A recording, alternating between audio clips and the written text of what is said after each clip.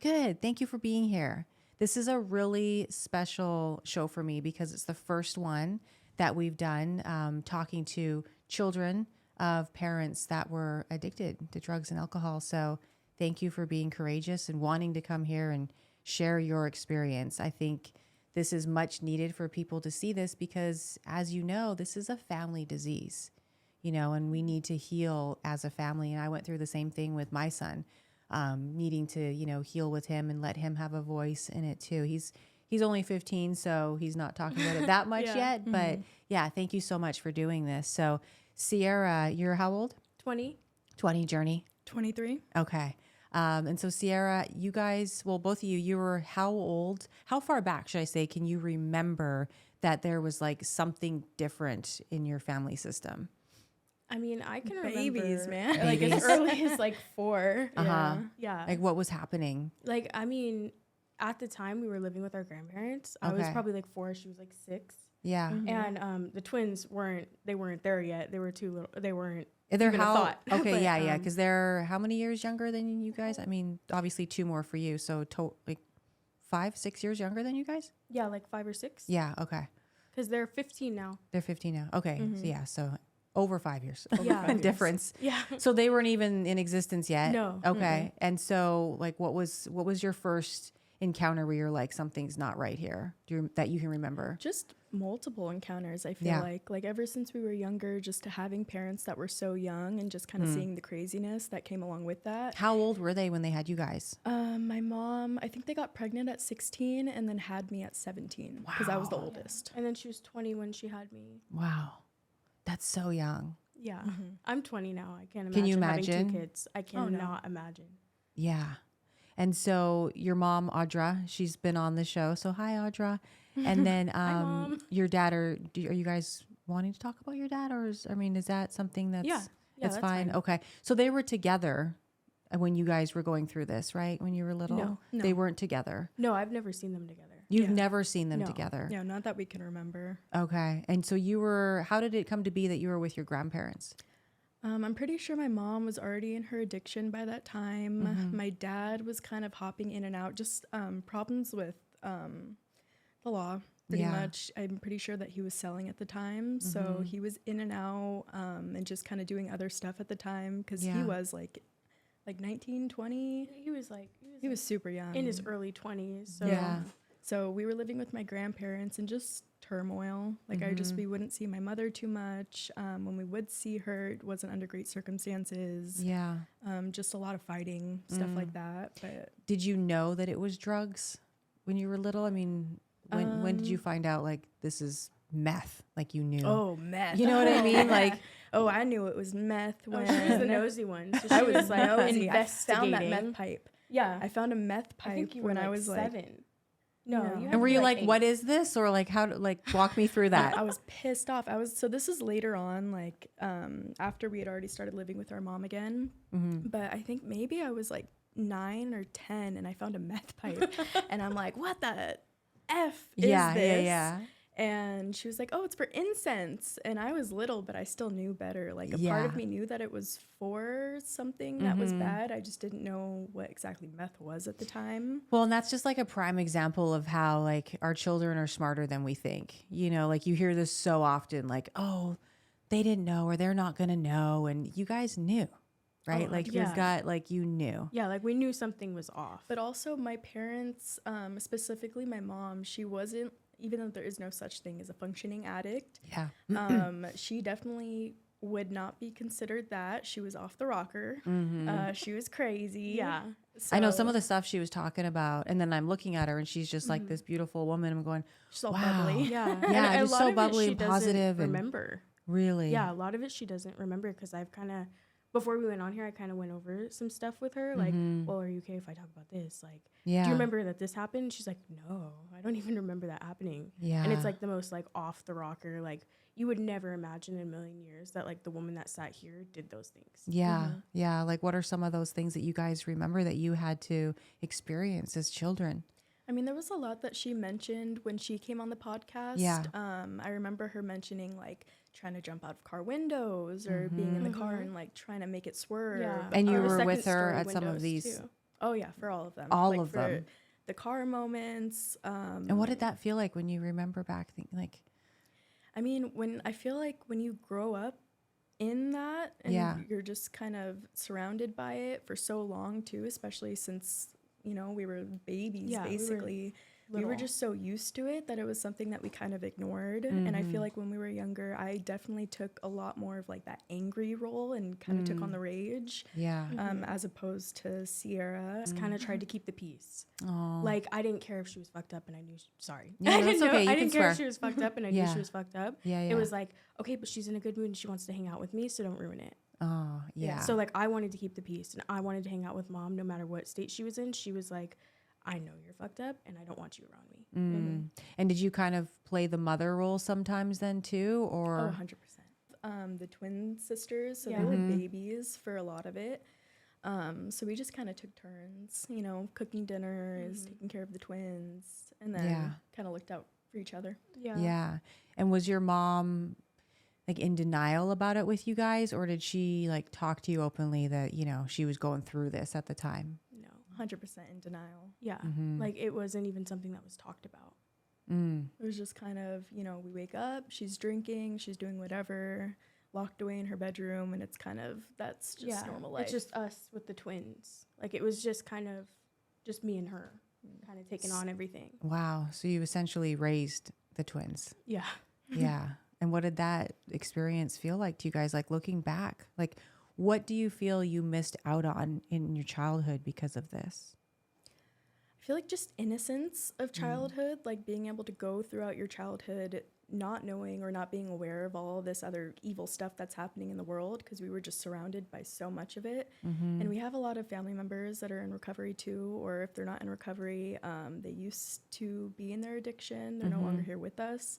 So it's just from all aspects, from all family members, we were kind of experiencing just this craziness. So I just feel like the twins, I feel like they were able to have a little bit of a childhood because by the time that they were growing up, we were already in foster care. It was a little bit more stable, but for us, it was just kind of turmoil.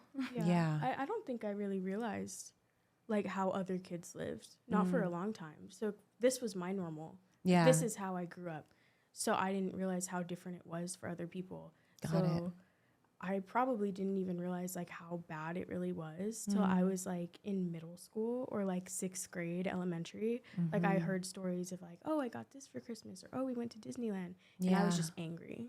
I was just so angry. Like I felt like it got stolen from me, like what I should have had. When I knew you guys were coming on, you know, there's a lot of things I thought about, but I didn't think about that. And that's your reality, that, you know, you didn't know any different.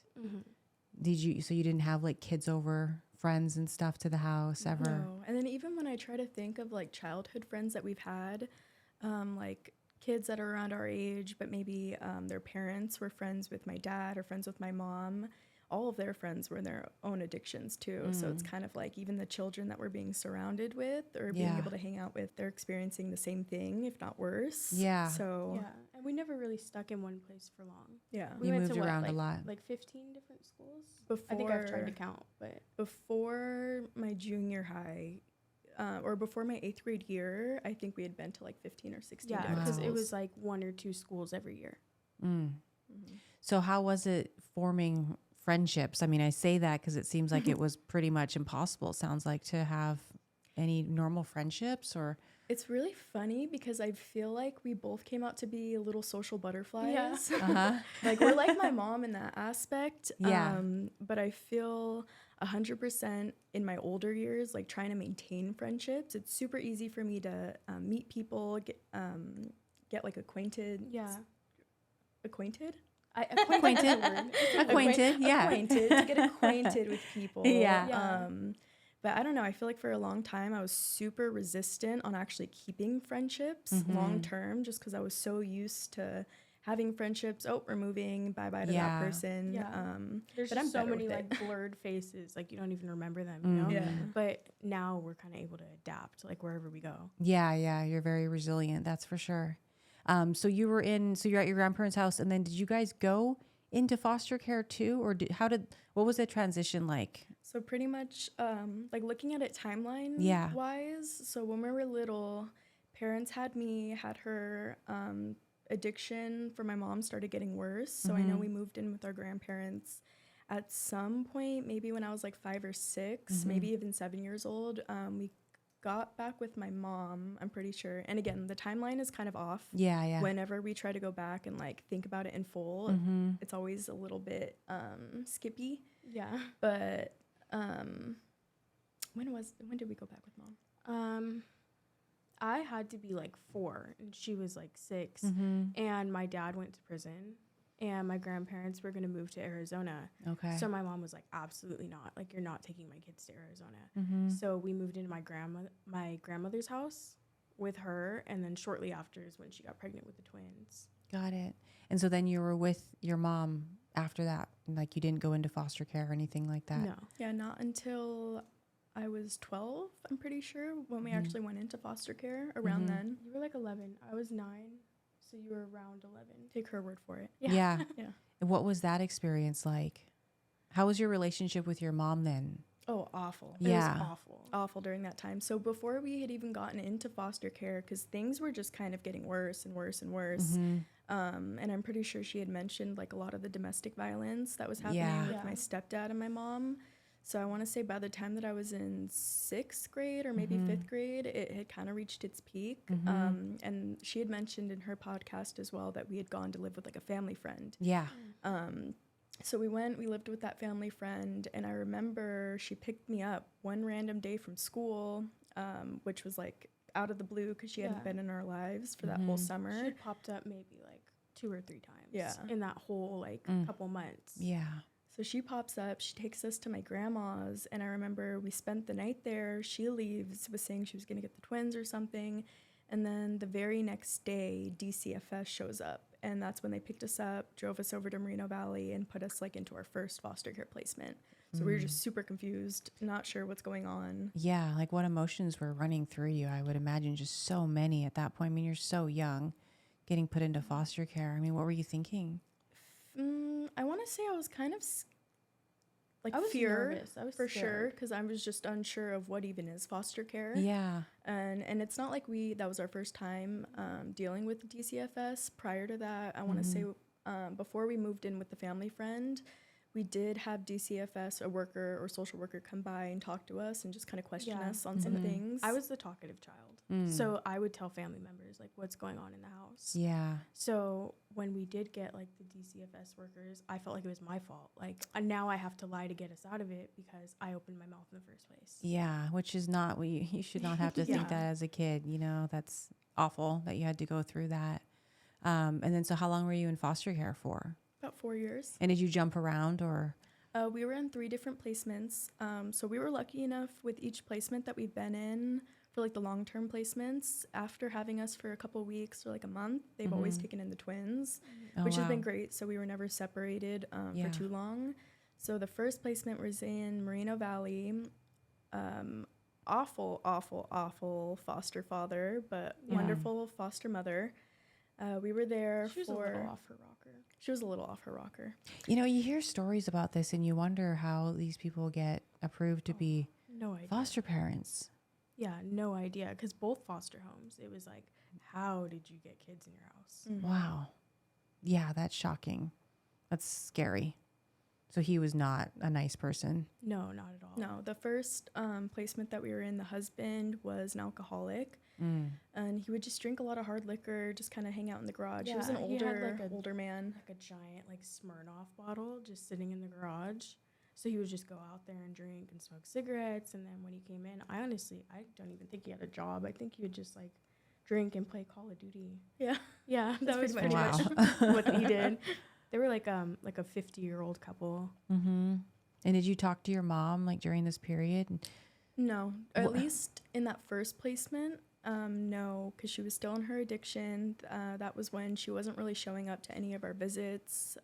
Just she wasn't doing too well during that time. Yeah. It wasn't until later on that we got placed into a different home that she had actually started taking her sobriety seriously and went to treatment, and that whole story that we already all know. But we were in that first foster care placement for about 2 years. We ended up getting taken out. I'm pretty sure there was like a report that was made against the father, or the husband. So sudden. Oh, wow. And they just came in and moved you out. Took all of us, split up, or Ciera and I stayed with each other, split us up from the twins. We ended up getting sent to like a random home, older Asian couple for a couple of nights. And then they ended up taking us to Chino a couple days later. And then maybe like a month after that, that's when the twins came back with us. Wow. And how were the twins holding up through all of this? They were babies. Yeah. So like they didn't really understand what was going on either. And they had a bad experience in the first foster home too. And the second one that they were placed in without us, they were like a super nice couple. They were great to them. Yeah. And then they got reunited back with us into the next home. Yeah. And that wasn't great for them at all. And you said there was how many homes that you went to? 3. 3. And what was the last one like? The last one was the one in Chino. An interesting lady. I think I would have liked her if she wasn't my foster mom. Yeah. Like Okay. I would have liked her as a person. Yeah. But she was in it for the money. And you could feel it, you know? Like she would only feed her grandkid and she wouldn't feed us or her adopted daughter. She had an adopted daughter that she just did not treat the same. Who used to be a foster daughter. She didn't treat them the same as her other kids or as her granddaughter. So she'd like put us all in the car and she'd go through a drive-through and she'd get food for herself and the baby. Oh, wow. And not us. And then it was just I can't imagine an awful home. Yeah, at your age going through this. I mean, you just must have felt so angry at times and just resentful. Like, I mean, were you guys acting out? Really like what were you, how were you getting that, out of you? Were you guys weren't in therapy at the time, were you? I was. Yeah. But you were in therapy. They made us do like the court mandated therapy. Okay. I'm not sure if it's like the case for all children that are in foster care, but they would come like every month or every week. I had more therapy than the others because I had some of my own issues that kind of came to light. Yeah. So I had like a weekly therapist, and then we also had the monthly that was required for Journey and the twins. And was that helping at all? I mean, No. at the time, no. I mean, when you're so resistant to Yeah, it and yeah, you're like, you're F so this, young, man, yeah. I don't even care. Like, I don't want to talk to you about this. Like, my life sucks right now. Yeah, like my life sucks, and I've had to tell 10 people about it already. I don't want to tell you about it anymore. Yeah. Like, if you felt they're actually listening and cared, what would that have looked like? Because I'm sure it was just a lot of different like worker bees coming in and talking to you. I mean, what did you need to hear back then that would have made you feel safe and supported? I don't know if there's anything that I needed to hear necessarily that would have made me feel safe. I feel like I had just seen enough from my own experience and just seen enough with like my own eyes of just awful situations and evil situations that I didn't honestly need to hear anything or get comforted from someone else because I was just so stuck in that rage. Yeah, and it was already like, I already don't trust these people. I don't trust any of these people because I've come to them time and time again and they failed me. Yeah. So how can I trust this therapist? Because I know they're all part of the same thing, you know? Because we had social workers. We had the same social worker for both homes. And we would tell her all the time, they're not feeding us, or this is going on, or he's drunk and he's cursing. And she was just like, well, we could move you to a different house, but you'll have to go to a new school and you guys might get separated. So it's just holding this threat above our head. Like if you make too much noise, it might be worse. Wow. So, wow, that's a lot. I'm sorry you guys went through that and just how that must have affected you. I mean, you guys are just so amazing that like it's crazy because you wouldn't ever think that you'd been through all of this. That's what everyone tells us what too. everyone says. Like it's when like they hear, blowing my like, our mind, story. like listening to you and looking at you, and that neither one of you are in recovery or addicted to anything. So like, we're super lucky for that. Yeah. Because we've seen a lot of other cases. I mean, was there any point like during your teen years just so fed up and pissed off that you're like, fuck this, I'm going to go do what my mom did? Or well, we for sure had like our own experiences. Like, I don't think it was like me being like, oh, I'm going to do what my mom did. I think I did what she did without thinking about it. Yeah. So I started getting in with like the wrong people and I started being like, I don't want to go home. Like I want to go hang out with somebody else's family, like a normal family. So I would find these friends and I'd hang out with them like for days at a time. I'd be over there for like a week because I didn't want to go home. And I started doing Molly and I started doing Coke. And it took me a while to get back on the right track. I think working in treatment, I already hadn't done it for a while. Yeah. When I started working in treatment, but that really set me on the right path. Mm-hmm. So how did you stop taking stuff and not go down that road where it started to become addiction? I think just the friends. Like, I stopped being friends with those people. And I got so sick of being all skinny and waking up just feeling like crap. Yeah. And it just kind of slowly went away on its own. And Journey, I got lucky that way. Did you have like somewhat similar experience or? So for me, it didn't hit like when I was in high school, perfect angel. Good grades, all of that. I didn't really act out when I was in like my younger years, but once I graduated, I started going to college. I definitely had like a blip. That's what I call it. It was like a she year. was better than me. It was like a year long. I did flunk out of school for a semester. I never told my mom that. I did flunk out. Sorry, Mom. For a semester, and I was just a lot of Molly, a lot of LSD and mushrooms.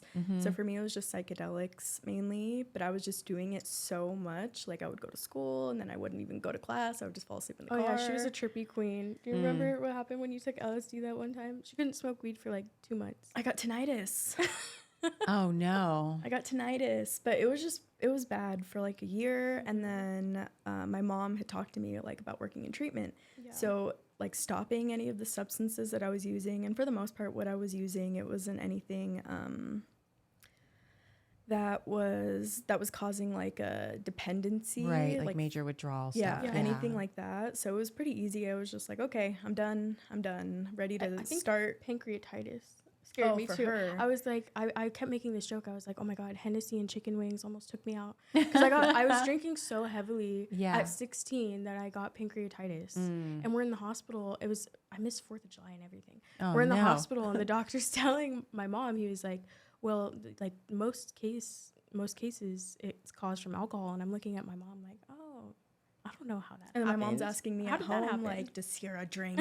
Yeah. I'm like, oh no, I'm pretty sure she does. Yeah. Hennessy and chicken wings. It'll get you every time. And it's gnarly. I mean, I've had it a few times too, awful. and it like hurts so bad. It's so bad. I was in the hospital for like 4 days on an IV. And I couldn't move. I couldn't walk. She was mad because she had to cover my days at work because we worked at a car wash. Remember that? Yeah, that was funny. So your mom got sober when you were how old? I must have been How old were we? Almost 16. Okay. Or no, about 15. You were probably like 15. Like 15, because when we went back to living with our parents, because at first when we got out of foster care, she didn't live with my mom. Yeah. She went to go live with my dad. I went to go live with my mom along with the twins. I had just turned 16 years old. I was the only one out of her 4 kids that was like, fuck you, I'm not living with you. You know? And what was the thought process to that? I always say that. I think I was my mom's angriest child. I think we're all angry. But for me, I put her on such a high pedestal. So when I realized like the truth of everything, I blamed everything on her. I was like, I lived this life because you chose the one you did. You chose your life. Mine wasn't my fault. So everything that had ever happened, I didn't blame my dad. I didn't blame anyone else. I blamed it all on my mom. So I just couldn't stand to be around her. I didn't want to hear her talk. I didn't want to hear her say sorry. I didn't even want to go over there. I would go over to her house, and I'd go over to my friend's house, and I would just like say the worst things to my mom. I would talk down to her even though she was sober, because for me it was like, you're still the person that you were when I was a kid. I haven't seen any different. And you didn't have the same experience. 100%. When I first started living with my mom, there was a lot of fights, a lot of threats for me to run away, and a lot of threats for me to get kicked out. It was real bad for some time. We had to do the social worker would come in and do like the family therapy with us. Yeah. Because it was just awful kind of how things were and trying to put the pieces back together when we first came back with my mom.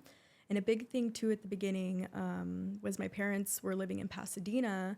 And this was like the first time that I had been in a school district like more than 2-3 years. So I really didn't want to move from the high school that I was at. Yeah. And in the end, they eventually moved out to Chino so that I could continue going to school over there, which was cool. But there was a lot of fighting before that decision was made. Yeah.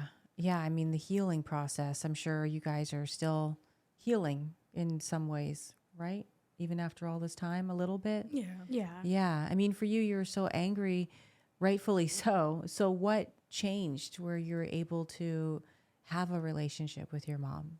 Honestly, I don't think that I really forgave her until I worked in treatment. Okay. So that anger lasted until I was 18. Because I started working in treatment 2 months out of high school. Got it. So it lasted all the way up until then. Like, it got better. Like, I wasn't talking down to her as much. We weren't fighting as much. But I wasn't really able to understand. So like, it's not her fault. Okay. So entirely. Like working in treatment, I'm assuming for both of you, really changed your perception. Yeah. 100%. Because I started working in treatment when I was 20. So it's been 3 years now that I've been working in the treatment field. Yeah. And I just remember when I first started, my mom was the only case manager for like a women's track out in Orange County. And I would just hear so much praise about her from the other clients and her story, and just seeing her run her groups and kind of talking about it more openly.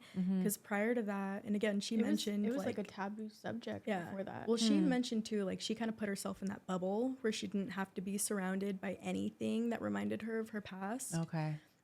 But seeing her actually kind of discussing it with other people, trying to help others, it really changed my viewpoint on her and opened up my heart a little. Yeah. Or grew a couple sizes that day. A little bit more empathy. Yeah. Yeah. That's how it was. I was like the Grinch before. I was mean. We both were. Yeah. We were awful to her. Like, I would just say the most messed up stuff to her. Even in foster care, when we would do our scheduled visits, I remember she told me, "I'm going to get all you girls back." And I laughed in her face. And I was like, "You're never getting us back." And like, now I'm like, "Oh my God, you evil little gremlin. Why would you say that to your mom?" I mean, my son did the same thing with me. I mean, he's with me full time now, but there was like a 2-year period where I was fighting to get him back, not from the system, but he was with his dad.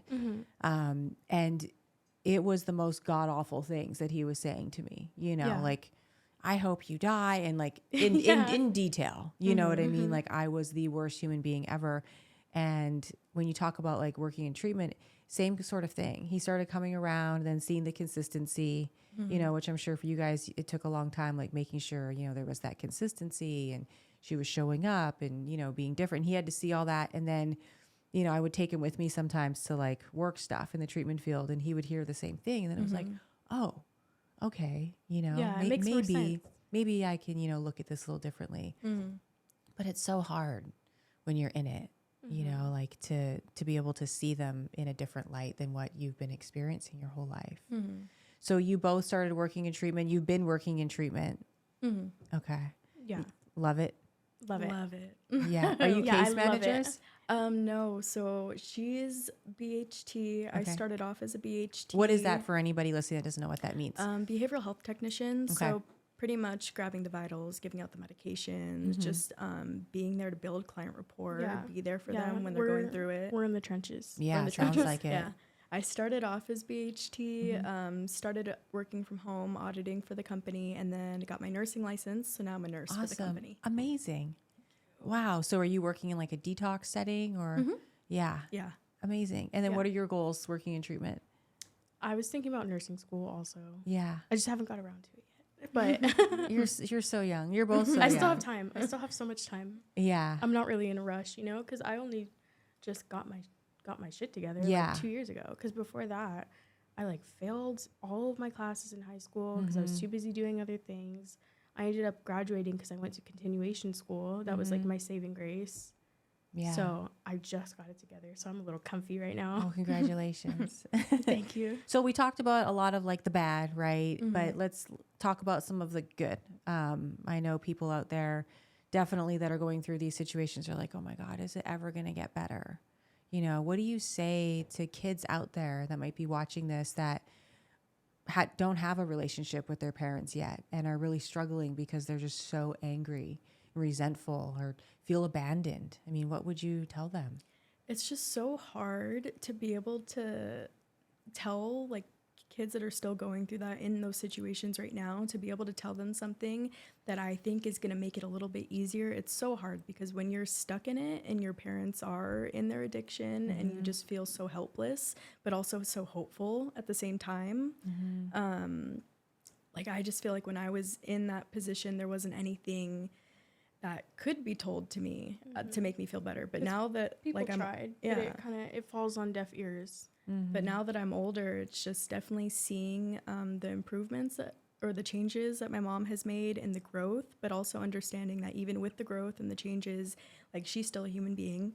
She's going to fuck up sometimes. She's going to make mistakes, and that's okay. And it's just something that I really had to come to understanding with, and especially when I started making my own mistakes too. Yeah. Like you definitely start to see it. When you think about your mom, it's like, oh, it's like a teacher. Like they don't have a real life outside of this. Like she's not a person. That's just my mom. Like she doesn't have a life. Exactly. And I think, I mean, I did that with my parents too. You know, I went through a lot of things with my family, and it was like, when I was young, it was like, well, yeah, like you're supposed to be this teacher and this person and my parent, and like that's just how you're supposed to be, and we can not see it when we're young, like, hey, yeah, they're just human, and they're doing the best like with what they had, but we don't see that when we're teenagers. There's no way. And it's harder too, like if we wouldn't have worked in treatment, we wouldn't have that other perspective of helping other addicts that maybe don't have their kids and that are venting to us and asking for advice. And it's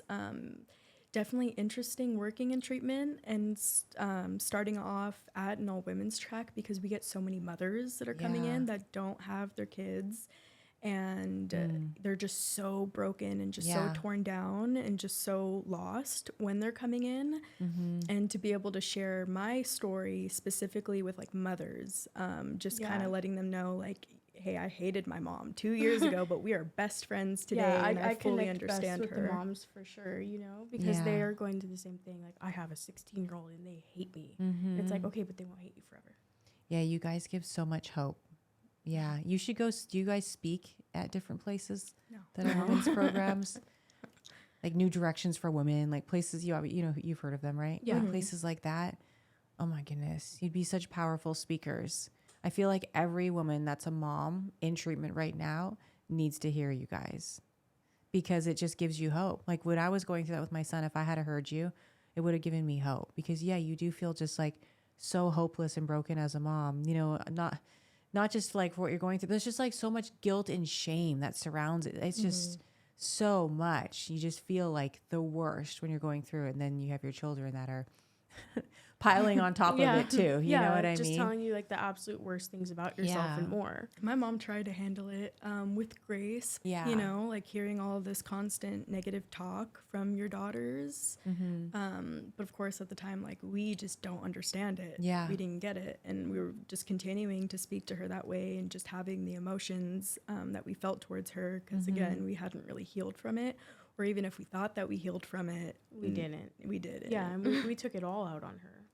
Because like we zeroed in, like you are the cause of it all. Yeah. So, What did the conversation start to look like when you were getting into the state of forgiveness with your mom? I think we deal with a lot by like dark humor. Like we joke about like we'll talk about like the most like messed up stories of our childhood, and we'll be laughing, and we'll have like a friend in the backseat or like a family member, and they're just like concerned. Like, are you okay? And we're like, yeah, no, we're good. Yeah. And how does your mom talk to you guys now? I mean, what is your relationship like now? Oh, it's great. I call my mom every single day. Every day. Like even before we started, she just recently came back. So we all three of us work in the same location. Oh, she did. She was talking about maybe going back. Yeah, all three of us work in the same location now. That's so amazing. I call her for any minor inconvenience. I call her every single morning. Yeah. She like brings me bags of vitamins every time I see her. She's like, you need to take this one and this one, and you need to drink celery juice. Just it's so much different because I didn't have a mom growing up. Yeah. I didn't have a motherly figure. I kind of latched on to like friends, motherly figures, because I didn't have my own, and I was such a mama's girl when I was a kid. Yeah. That it was like the most heartbreaking thing. So it's kind of like I kind of get her back now. Yeah, now you have that. Yeah. Do you guys do Al-Anon or anything like that? No. Okay. Anyone that doesn't, they're like, what is Al-Anon? That's like a support group for kids of parents that are, you know, alcoholics or addicts. So did you have to go to treatment for like any sort of PTSD or like anything like that to do with your past? Yeah. I think a lot of it just kind of sat unresolved for a long time. So it kind of just was pushed on the back burner because there were so many other things to figure out. Yeah. When you think about your own family in the future, what does that look like to you? Well, a lot different.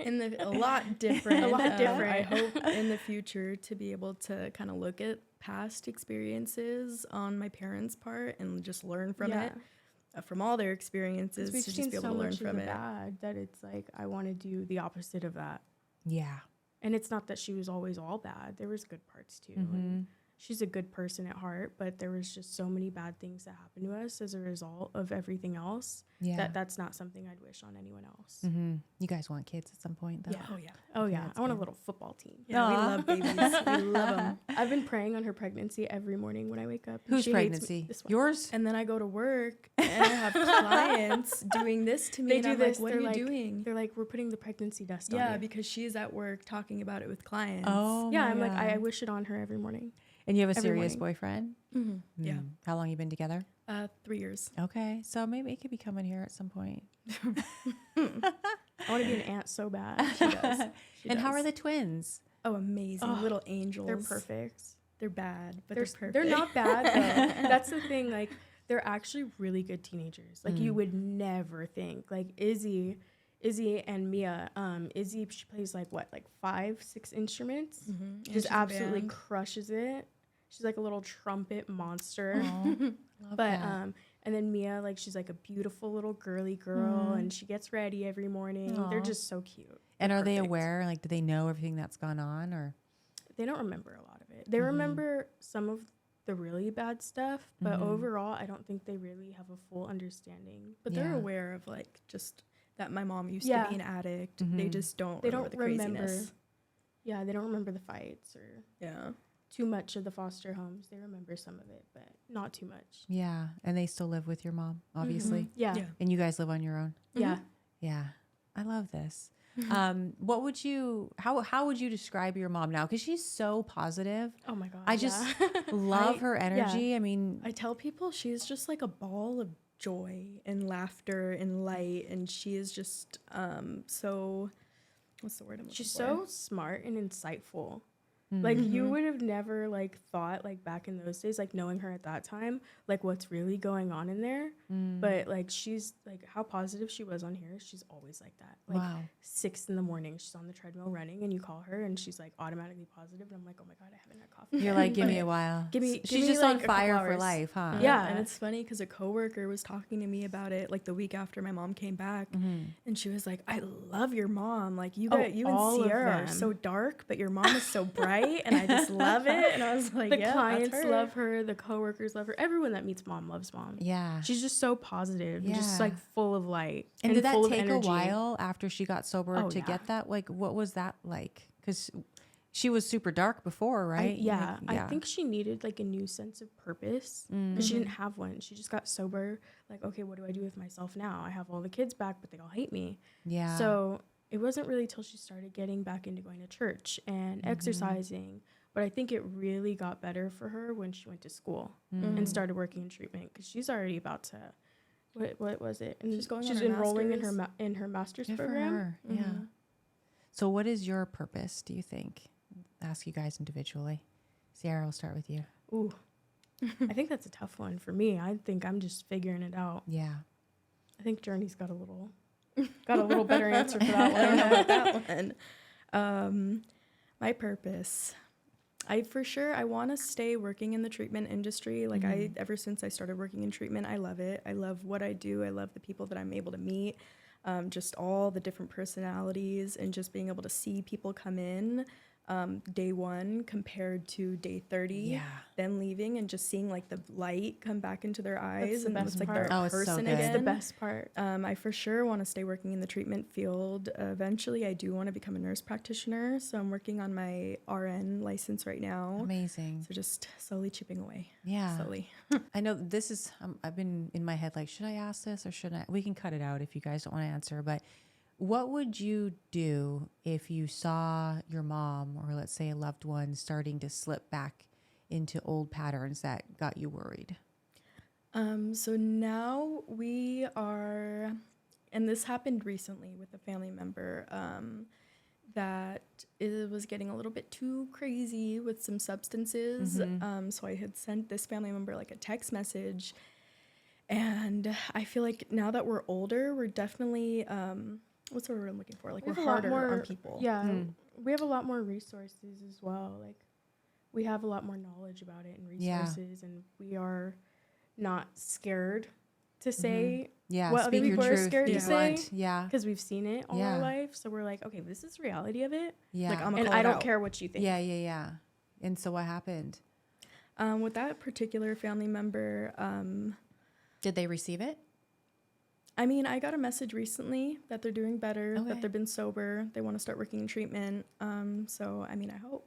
Yeah. You know? Yeah.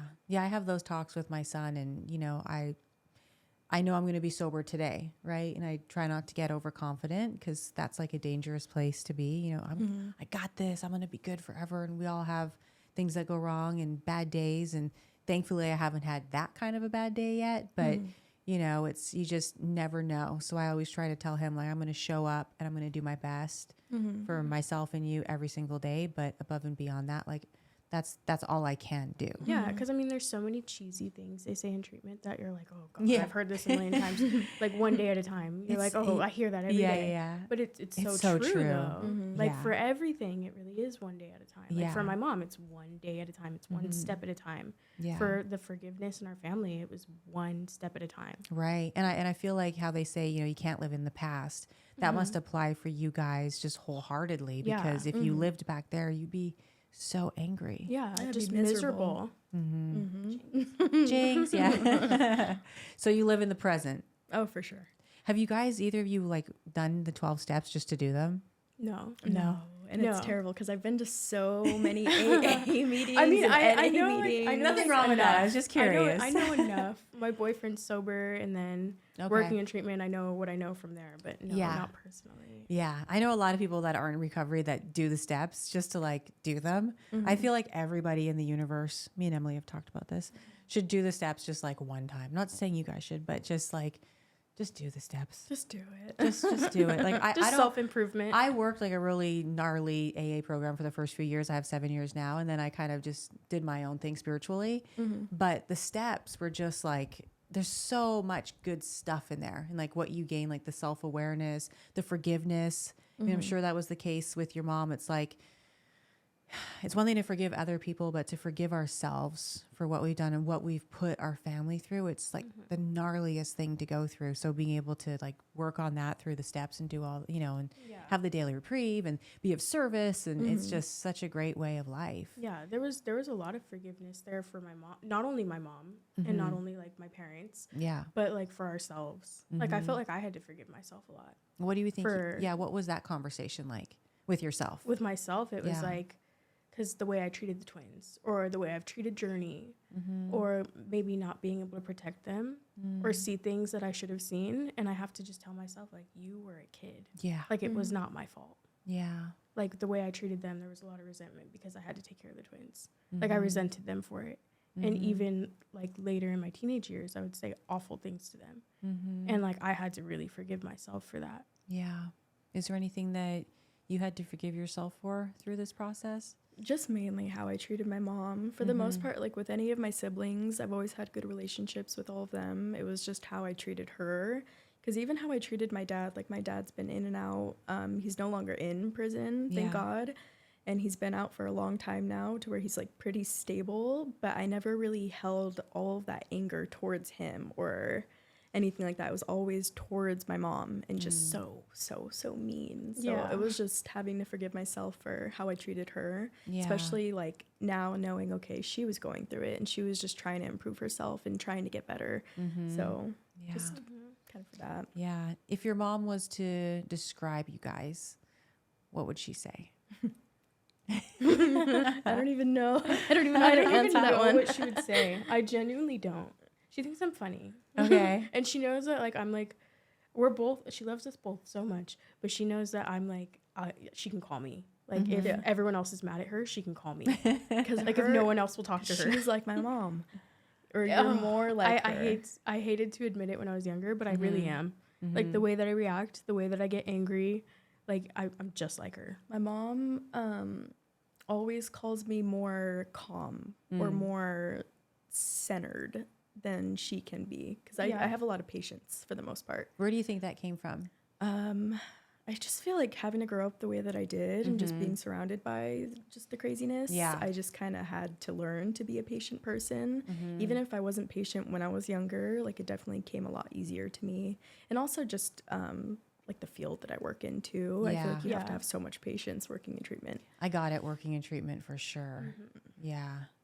Well, thank you so much for coming on. You're both so resilient and just brave and beautiful. And thank you for working in treatment now and helping other people. I mean, your stories are so powerful. You really should go and talk at lots of places. Maybe someday. Maybe someday. Yeah. You would be amazing doing that. But yeah, thank you. And I'm sorry for everything you've been through, but looks like you've come out on the other side as wonderful human beings. So thanks. Thank you. Thank you guys. We'll see you next time. Bye.